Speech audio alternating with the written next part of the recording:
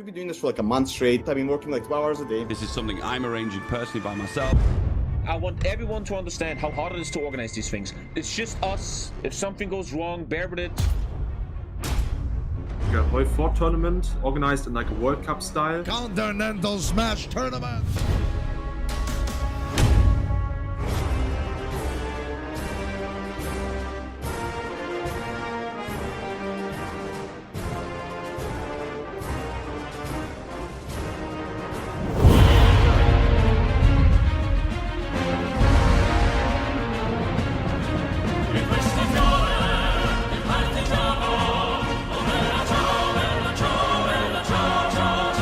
Hearts of Iron games of Hearts of Iron 4. We also make guides for Hearts of Iron 4, and we have a live studio audience, casting these games that we play. And like I said, this is the team presentation. And with me here in this broadcast is Johannes Badger, our general secretary and founding member. And also Victor, who is with me in the studio most games. You may have seen him in the multiplayer content. Also a long-time player of the community. Are you guys psyched for the great reveal of the teams? Of course, very much so. Yeah, this is looking like an exciting game. I say that every time, but it is an exciting game every time. This time, it's the most exciting game. And you are always right too, Victor. It's always exciting games with us. So I saw the memes. Peter, you forgot his new nickname is Victor Y. Yeah. A victory that gets called too early or whatever it was. Exactly. Yeah, it's the definition. So before we go through the countries and which players play which countries, we're going to go through the new Veterancy stars, the Veterancy awards. For every 5 games you play with us, you receive 1 star. So Johannes, for example, has 7 stars, I believe, and I don't know how many I have. Me and Victor haven't been getting any stars while we've been stuck in the studio the last year, so we can't really compare. But yeah, so we're going to go through the players who have just received a new star. Go ahead. Pity, I just want to say you receive stars even though you cost. Just so you know. Oh, I do. Yeah, I do notice. I notice my name among the stars here. All right, so here's the reveal. Pity, you see the graphics? Yes, here we go. So the new Veterancy stars are added to the names of Andreas Eriksson, Christer Lidén, Erik Ers, Joakim Skoginge, Jonathan Sage, Mattias Ivarsson, Olof Stern, who will be joining us in the studio and also joined us in the studio last time, Robert Rosengray, and Sebastian Eklund, and Victor Rundqvist, the man with me here on screen. So congratulations to these guys for your new Veterancy star. Okay, and with that out of the way, it's time for the big reveal, which I think most of our viewers are here for. So hello. My headset ran out of battery. Yeah. We can hear you. Can you hear us? I'm back. We are we are used to technical difficulties, so nothing out of the ordinary there. So starting off with the big Nazi threat, or is it the UK that's first? The studio first, I think. Oh, right, the studio first. Yeah, so of course. First off, most importantly, the studio will be led by myself and Victor here, as well as Olof, who we just mentioned. It's the same team that did the casting last time in the studio. Yeah, it's the first time where we have an intact caster team from one game to the other. So it will be interesting to see if that continuation gets an extra execution point. You know? Exactly. Yeah, no pressure on Olof now, who's the newest member in that trio. Yeah, true. The battalions gain experience and veterancy as you go on. Exactly. All right. Yeah, so that was the studio out of the way. Also, not to forget, Ulla, the streamer cat, will be joining us as well. And I can reveal here on stream that she might be getting kittens in a few months because she has a boyfriend apparently. So that's good news. You had no idea. She haven't presented him on the dinner table yet. No. Oh, but This is planned for the stream. You have gotten kittens, so we can have a kitten cam next stream and get viewers. Yeah, unfortunately, I think the due date is like a week after the grand game, so we'll have to wait. But sad. unless we go pregnant for cat. a cesarean for the live stream, that Yeah. could be something. We have a question here in chat if they are bastard kittens, and I'm not sure the marital status. I haven't really asked, so yeah. All right. Okay, let's go. They say in the chat. Let's move on. Let's all move right. on. So, starting off on Nazi Germany, yeah. Yes, so we have the real Boppus heading the first seat of Germany together with Rosen, who's used to play the number 2 seat in Germany. Yeah, this is a really strong lineup. Dan of the Central Committee, the real Boppus, he's only played Germany once before, but he's an excellent prepper and he has a good sense of the game mechanics. And about half of the guides you see on our YouTube channel comes from the real Boppus, so he knows his stuff. Yeah. And he's joined by Rosen, who has played Germany many times before and is one of our stronger players in general. Yeah.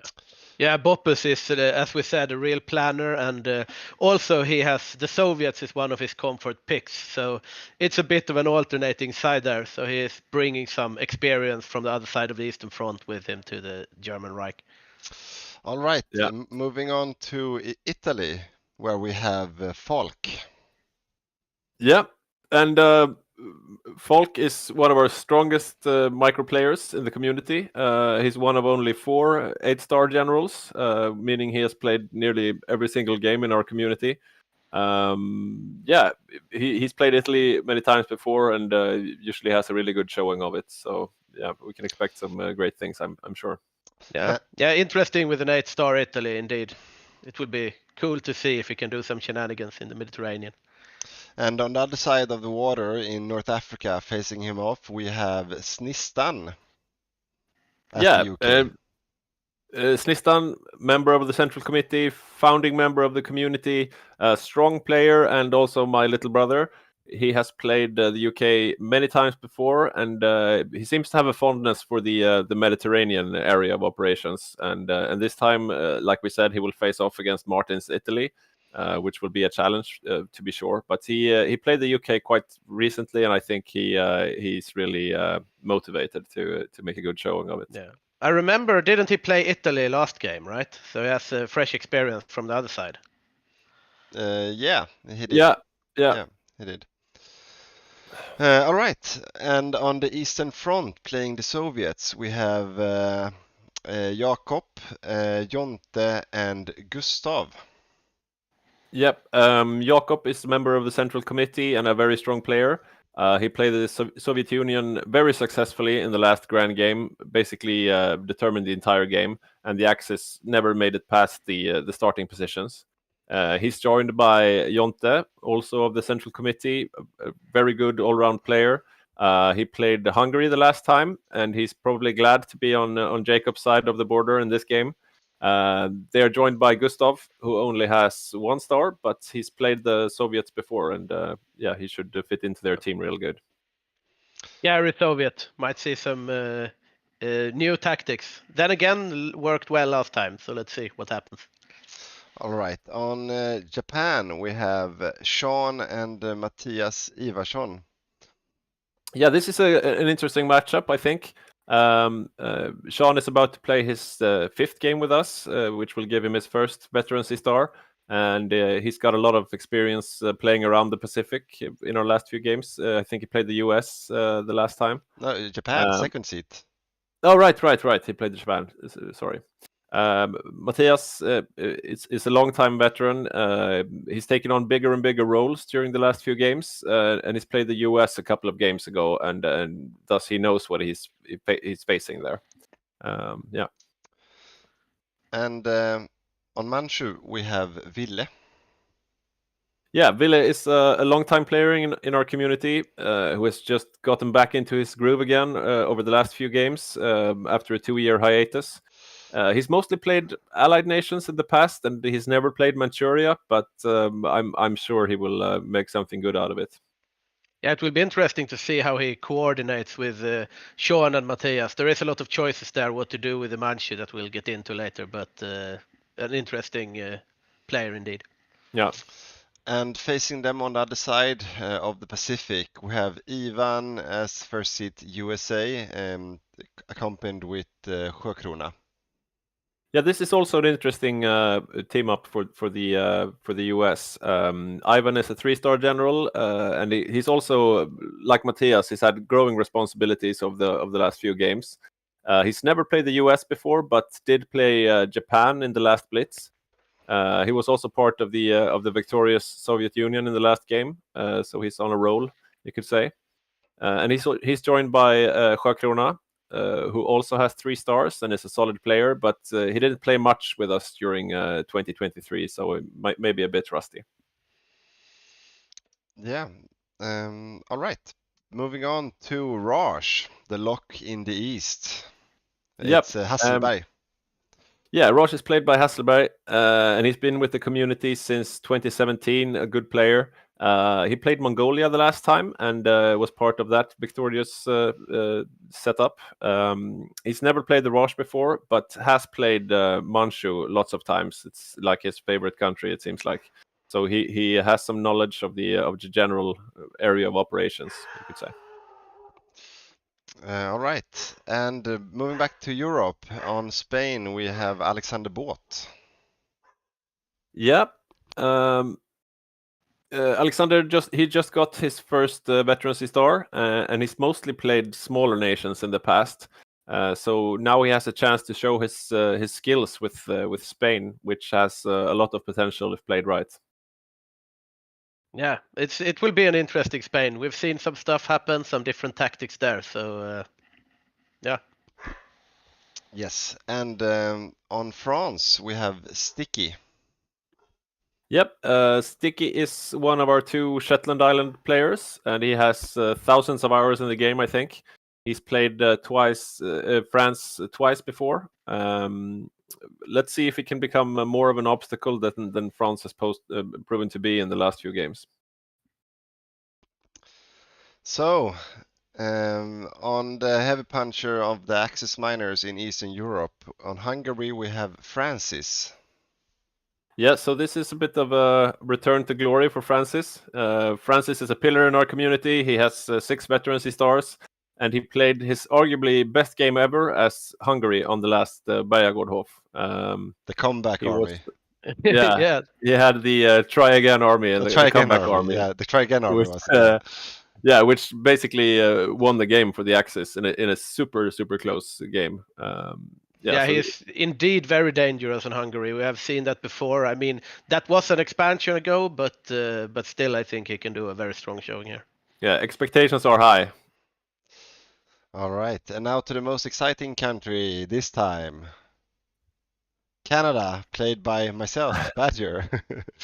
Yep, Canada is played by our glorious General Secretary of the Central Committee. Badger is a good micro, usually with obsessive amounts of prep before each game.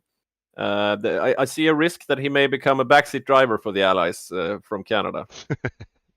Yeah. It will be interesting to see what you do there. We might see some heavy armor and stuff going on from your side there. Yeah, see if I can keep my fingers away from the Navy jar. Yeah, probably not. Yeah. Probably not. Yeah. All right. Moving on to the Axis miners. We have on Finland, Andreas A. On Romania, we have Erik. On Siam, we have August. On Bulgaria, we have Patrik. Yugoslavia, we have Joel. On Vichy, we have Kalle. And on Albania, we have Alexander. Yep. Let's see. I'll try to go through them one at a time, I mean. So Andreas on Finland, he's a brother to Patrick, who's playing Bulgaria. And this is the first time he's playing with us. But allegedly, he has 900 hours in the game, so he should know what he's doing. And Finland can become, a real menace if played correctly. So welcome to the community, Andreas. Welcome indeed. Welcome. It will be interesting to see the defense here. It's a scary Soviets this game, but you have the strong Finnish focus trait, so I think it can go either way. Erik on Romania. He's been with the community since 2019, and he's a dependable player. He's never played Romania before, though, which is probably the most important Axis minor. He has played Bulgaria and Hungary before, though. Moving on Siam, we have August, who's playing his first game with us as well. So welcome to you, August. Siam is a good beginner country as long as you remember to garrison Bangkok. Yeah.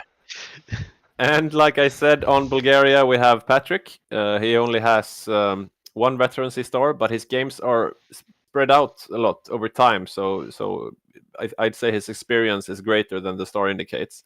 He has played Bulgaria once before, his only time playing a Balkan nation. So, yeah. I'm not sure if he's the bigger brother or the smaller brother of those two.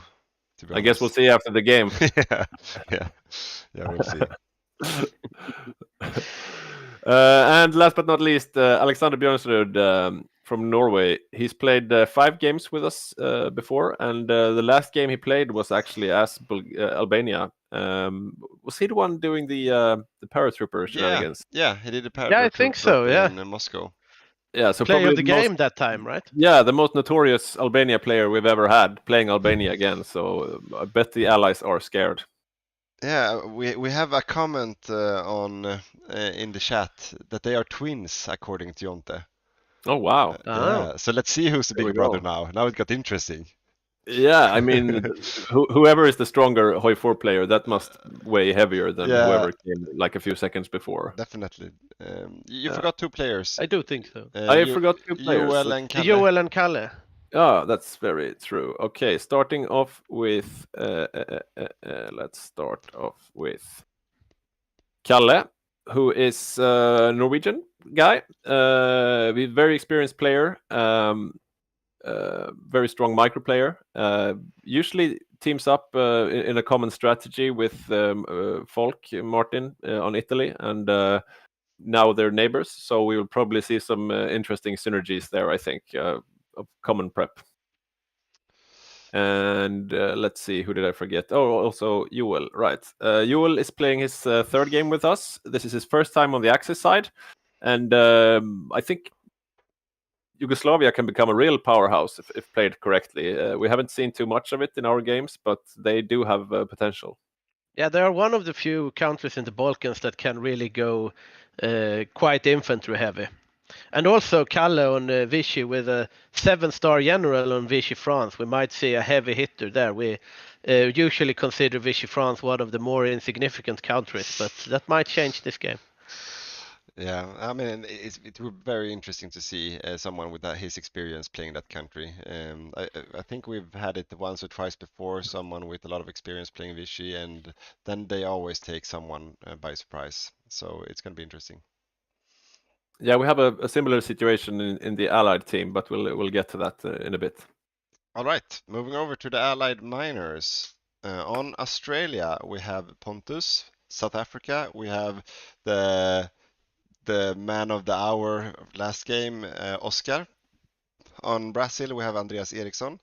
Mongolia, we have Mosberg. Mexico, we have Morten. Ireland, we have Axel. New Zealand, we have Joshua Beasley. Holland, we have Thomas. Poland, we have Remefors. And Greece, we have Mako.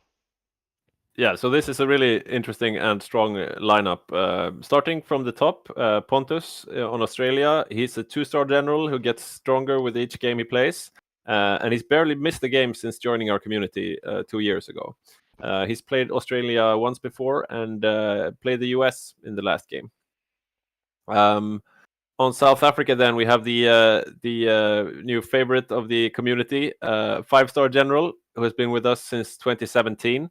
And he had a brilliant performance as Australia in the last game, where he won 3 awards, his first awards ever, but he won 3 in one game, which has only been done once before.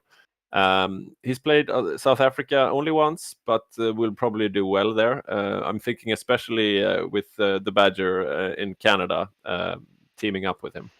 Yeah, we have a very strong LLMA in here potentially for that. When I look at the lineup, if LLMA is still a thing, I mean, we changed that last game. Yeah, that's true. Yeah, Just saying. So on Brazil, we have Andreas Eriksson, a longtime member of the community and a dependable part of any team.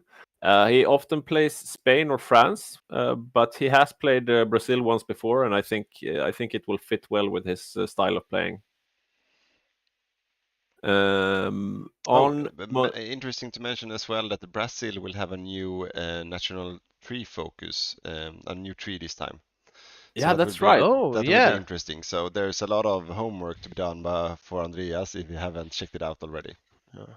Probably a lot of potential as well, yeah, right? exactly. No one have an idea apart from the modders. So let's see what happens.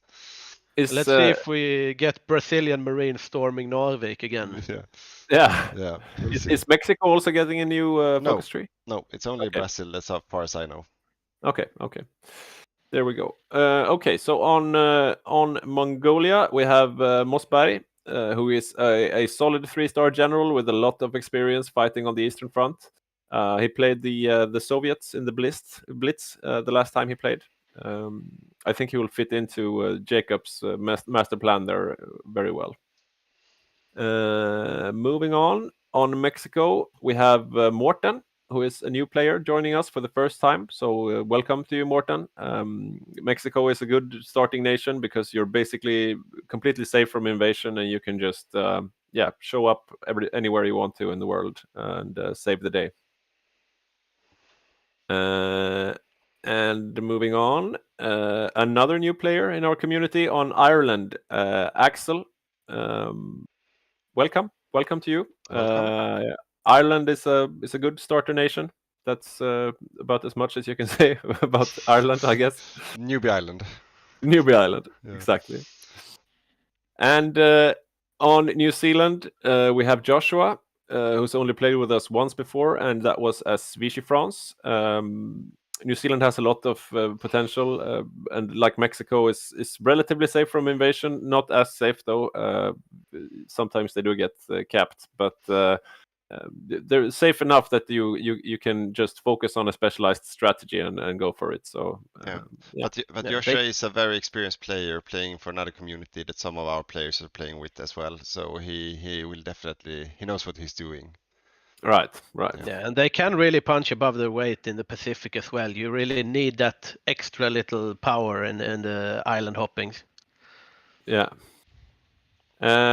On the Netherlands, we have a new player who is also from the Netherlands, Thomas. Welcome to the community, Thomas, and I hope you will have a great first game. A lot of new players this game. Yeah, it will be interesting to see how they manage to coordinate and what tactics they pull out of the hat. Yeah, definitely. So second to last here, we have Poland, Remefors. Remefors is a 3-star general, a strong player. He's missed almost no games since joining the community in 2021. He has played Poland once before in the grand game of the 28th of December, and I think he had an okay game then. Can't really remember the specifics, but he tried to make a power drop on Hungary early in the war. Oh yeah, and he managed to get one paratrooper away, and then he was blocked by Luftwaffe. So it was a very close call. But it's we have seen some Poland strategies. I remember there was one game where the Poles tried to push for a cap of some of the Balkan bros there. It hasn't worked out so far, but you never know. Yeah, and then last but not least on Greece, we have Mako. He is a strong player with a good grasp of the game and the mod. He's about to get his first Veterancy star with us, but he's played a lot of games with other communities. He played Germany in his last game, so this is definitely a change of pace. And it's interesting to see what can be done with Greece with such an experienced player. It's a bit like the situation we were talking about with Vichy France. Like, what can you do with such a strong player on such a small nation? It is a potential roadblock in the Mediterranean. You can really do a lot if you play it correctly. Yeah, but also for those of you who don't know, both Poland and Greece have an off-map tree. So After you capitulate, you will get a lot of factories that's not on the map, so to speak, and you can spawn your troops in London.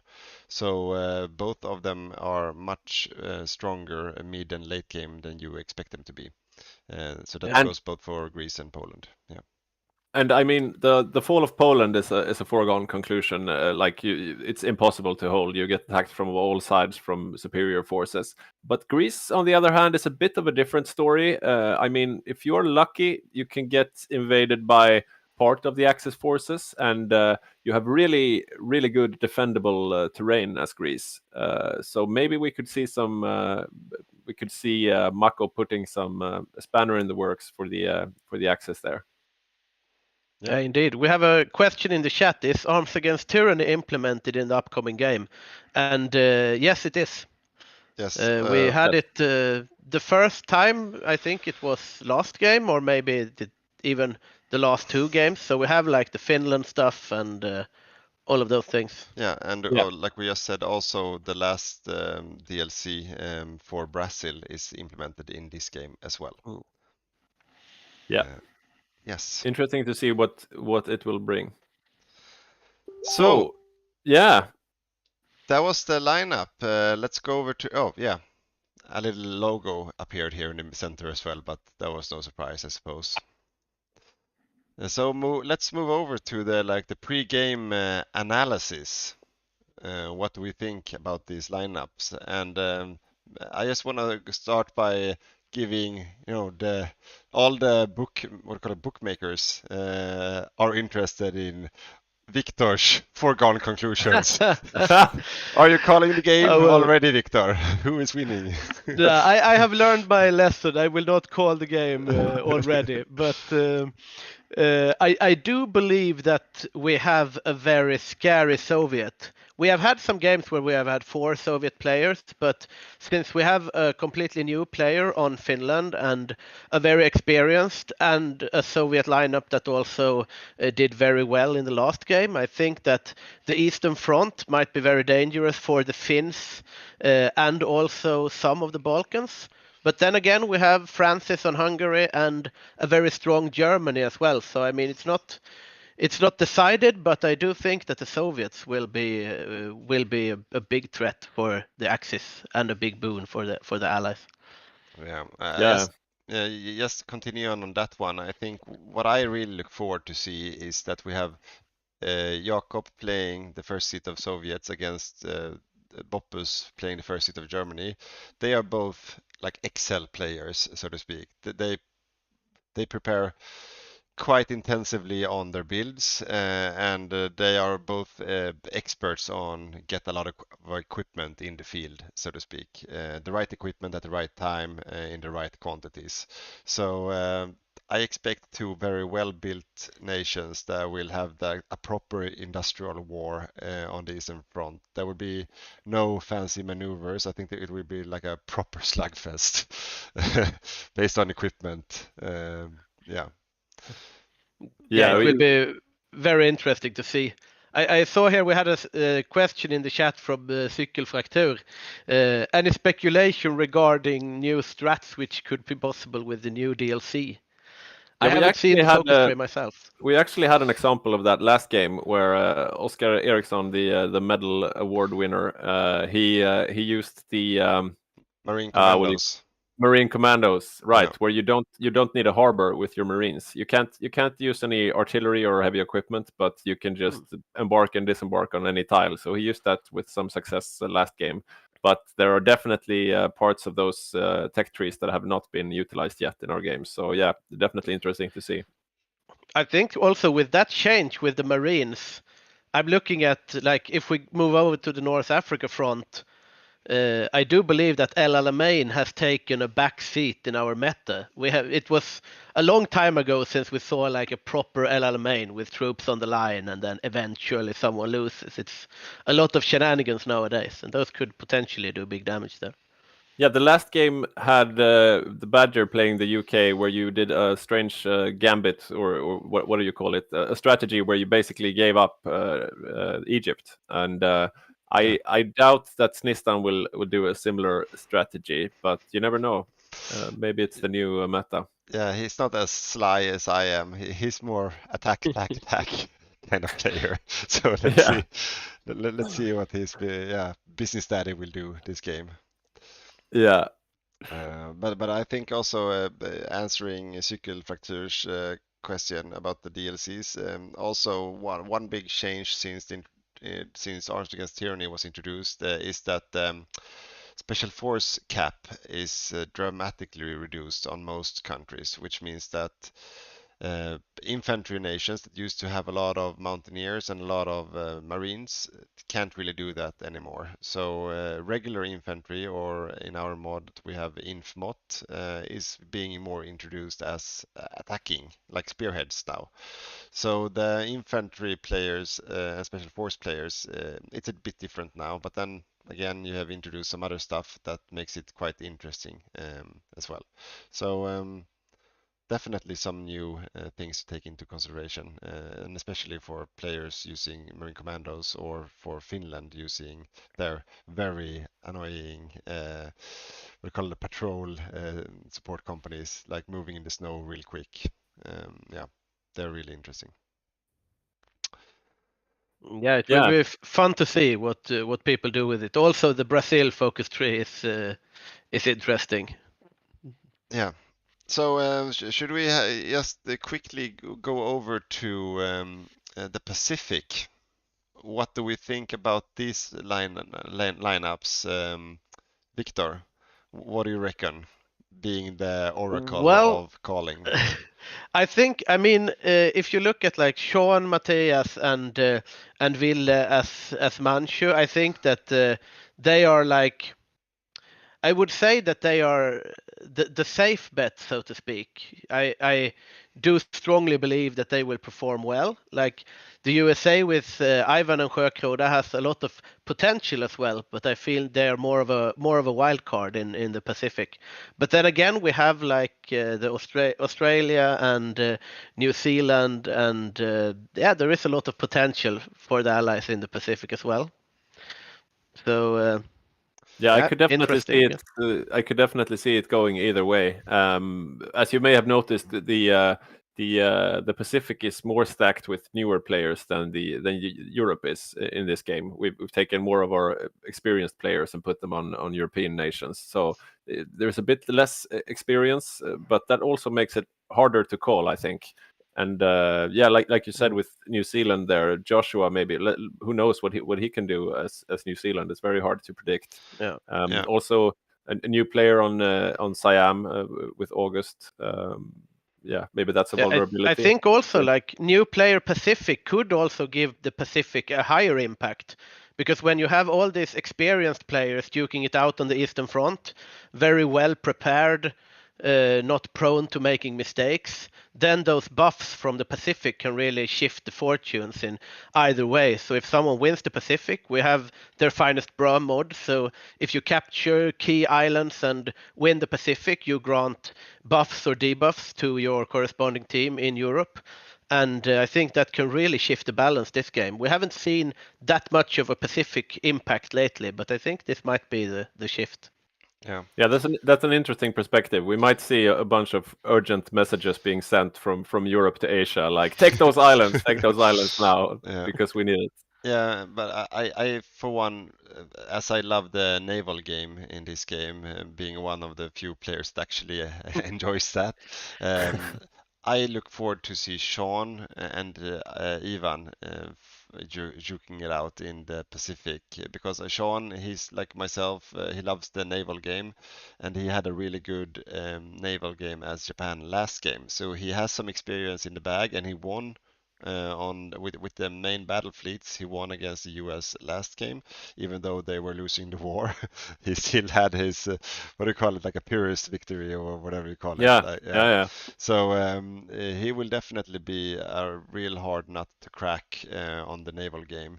While as Ivan has so much experience stacked up recently and playing a lot of games, being on top of the meta, I think he will give the US a real proper build, which will be very difficult for, even if you focus on Navy as Japan, it's difficult to beat a US knowing what they're doing on the Navy side.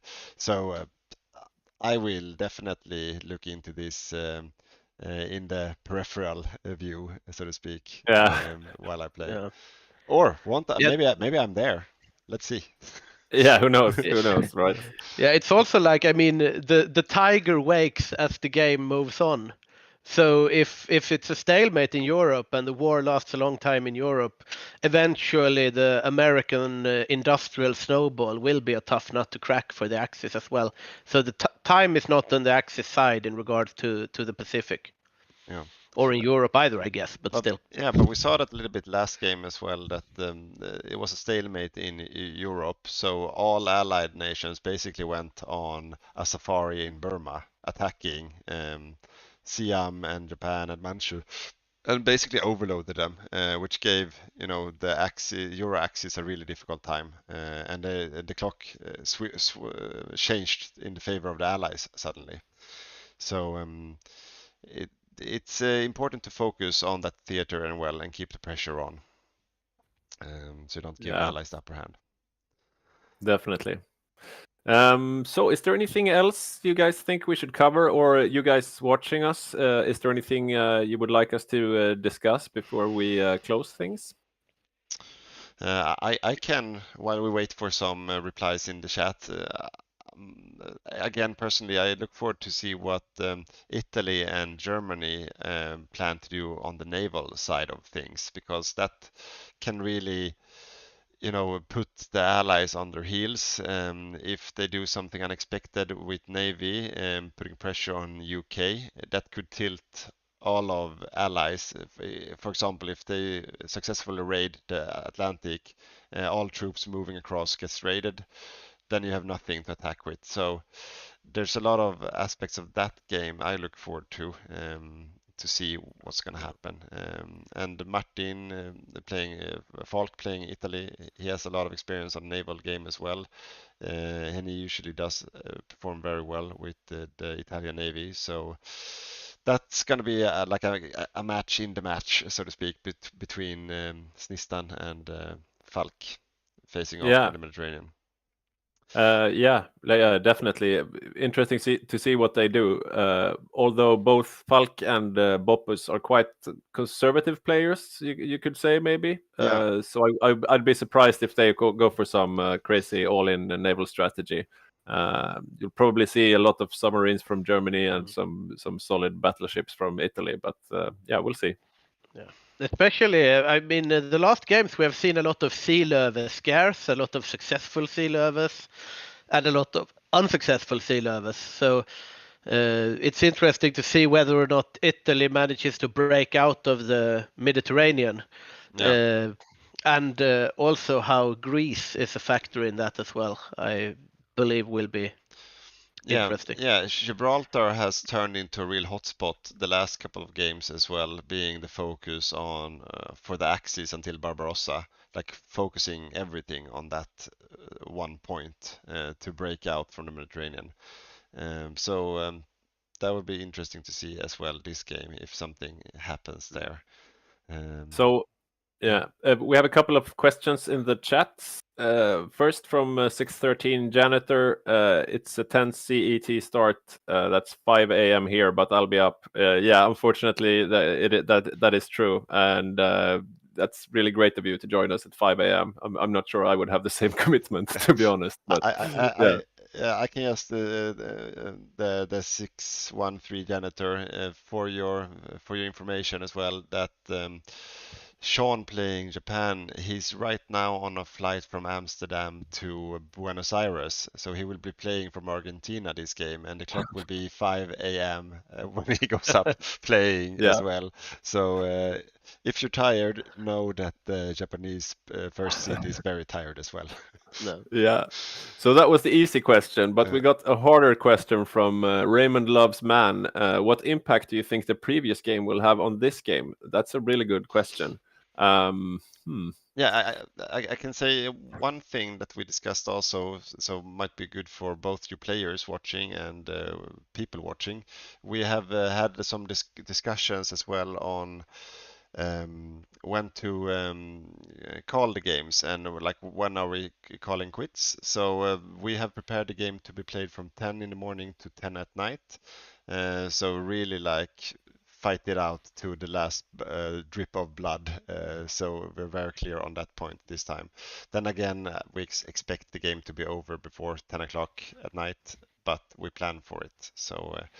So there can be a lot of desperate assaults in the end, or end sieges that I look forward to. Yeah, and to clarify, we thought that the last game perhaps ended a bit early. There was still potential for some crazy last minute turnarounds, and also the victorious allies were a bit snubbed on their victory, so to speak, because a lot of players barely got to play before it was over, you could say. But so that's one impact that the last game has had on this one. We expect a longer struggle. Yeah, but also I think that one real thing that was obvious from the last game, speaking of which, was the fact that Jakob playing Soviet, he did a heavy armor build playing Soviets, and he was left alone for a year in the beginning. They started Barbarossa but never attacked him, and then once they did attack, he had, I don't know, 30 or something, like too many heavy tanks all of a sudden, and it was impossible to penetrate that wall of defense that was spread out across the rivers. So I think that having that in the back of the head for the German players, I think they will be eager to use a quick early momentum and punch hard and quick. That's my that's one thing for sure. And speaking of the heavy tank Soviets, I've always thought it was a very like scary strategy to face. So maybe that will be something Don goes for as well, because he's very well known for his infantry only build meat wall Soviet Union, but I don't think he'll be going for that this time, as it limits your options somewhat. But maybe he will just go for the heavy tanks as well. We'll see.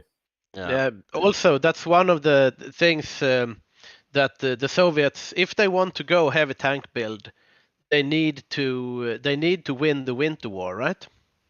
Because if they lose the Winter War, they are locked out of that. I have no idea of that focus, actually. or there is something like that. Because I remember that with the new focus trees, the Winter War has a genuine impact on which route the Soviets can go. I'm sure that Jacob will correct me if I'm wrong, but I remember that you can really throw a wrench in the works of the Soviets if you perform well during the Winter War. Yeah. But it will be very interesting to see if the Germans, what they will go for. Of course, I really hope on Germany going for an infantry build, being like a World War I style Germany. That would be a lot fun to see, because that would mean like a very bloody long war, most likely. But I don't know, to be honest. It would be interesting to see a meta shift, like a heavy armor Soviets and an infantry Germany that just swarms and surrounds. Yeah, light tank Germany against a heavy tank Soviet. That would also be interesting to see. That would be wild. There is a lot of potential here indeed. It will be an exciting game. What do you think about the different choices here? Will we see volunteer only Spain, or big or small Manchu, or what do you think the players will choose? I'm thinking I think they will go volunteer Spain, because you don't really lose too much strength. You can have some really strong volunteer divisions that you can put in anywhere in any theater, and you're completely safe from invasion, and your long coastline like protects the rest of the axis, since it's a no-go zone. So I think we may see a volunteer Spain. Also, I'm just guessing we're getting a small Manchu, because that seems to be the meta in the community at the moment. People seem to agree that makes Japan the strongest in total. So I'm guessing a small Manchu. I'm all pro for the big Manchu. Like I think that build Me too. I think that build is much better for the team in general. I'm not really we call it like I don't think that the small Manchu is as good as people claim it to be or propose says it is. I prefer seeing the big Manchu being a real heavy hitter, and also because if Japan wants all the raw materials for building a strong navy, you can still trade very efficiently with Manchu, even though they go big Manchu. So yeah, I'm for that build, but I'm not playing that team, so I don't know. It's up to them. Yeah, It will be interesting to see if they listen to you. Yeah, yeah. But, yeah, I've been told by some number crunchers that I'm wrong when I've said that opinion, but I agree with you. I think I mean you get the core territory of China, and you can field millions of men, and yeah, that must be stronger for the team in total. And even like I think the one thing that's become like often being overlooked is like where do you have the players and where do you have the micro, because that's a resource in itself. So if you have put more industry in the hands of someone better able to utilize it, I think that's also something to consider doing this. Yeah, sorry, we have a couple of comments in the chat here from Crafting Ruby. Just for your information, I got some plans on Spain, so I think that's our Spain player there. Yeah, or someone else having plans. Someone else has plans on Spain. Also, Rosen, who is the second seat on Germany, he says that we've had a light tank Germany, and that was me and Jacob. Yeah. Rosen is he's always called Steiner when he plays plays second seat Germany. He's always the QRF running around, turning out, putting on fires. I think Don will have a spreadsheet made a few divisions for Rosen that he will get free reins to do what he wants to do with. I think just go do your thing, Rosen. Yeah. I think it will be interesting to see also what happens with the little manpower powerhouses we have in South America. Like Brazil, for example, we have an experienced player on Brazil, and also along with Mexico, a lot of infantry can come there. It has some potential. Yeah. Yes, before I already forgot, we should have taken that in the start. But for all of you watching, and especially for our patrons, we will, as something new for this game, we will do two new things for patrons. We will upload in the lunch break just before Danzig War. We will upload the save game files for the Danzig War save game file, so you can log in and watch the builds yourself just before the war breaks out.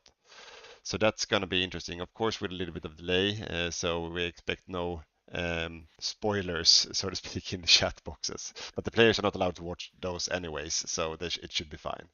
And then we will also release the save game in the Danzig War break. We usually have 10 to 15 minutes break at, not Danzig War, Barbarossa, where we will also upload that save game for you being patrons. And also for patrons, you will be able to vote on who to interview during the game as well. So we will make a Patreon chat room where you can chat with the studio and some of us players as the game progresses, and also wish for interviews when we have breaks for that. So that's two new things being introduced for this game. Anything you want to add from the studio on that matter? No, nothing much. Just that me and Victor and Olaf are really looking forward to casting from the studio again. We have a good thing going, and we intend to develop it further. Yeah, it will be a very exciting game. Also, subscribe to the YouTube channel, like the videos, click the bell, I think. Yeah, and follow us on Twitch and so on. And we're looking forward to seeing you on the front lines the 1st of April. Yeah, I think that was that it, or do we have a very last remarks or last thoughts? No, I think that's it. That's it. So I'm gonna end on the trailer. All right, thank you very much, everyone, and see you on the 1st of April. Thank you. Thank you. I think the UK needs to do a response. 5 things you really need to know to improve your micro. Some of the 3 things you might not know about radars. Overrun! Overrun! Overrun! Yes! No. No, I didn't know this. Yeah, the US Navy is moving steadily. Have US Navy some engagement? This is a disaster for Hungary. Hungary was the one that suffered the most. Yeah, All of a sudden, I have a perfect overview of everything he has. Welcome to the studio. Thank you. This is not the map mode underneath the temperature. Yeah, maybe we before we I'm say too what the excited. outcome was of the plan, maybe we should 2.2 million casualties and the meeting war. It has been a while, so yeah, 12 hours or so, not counting.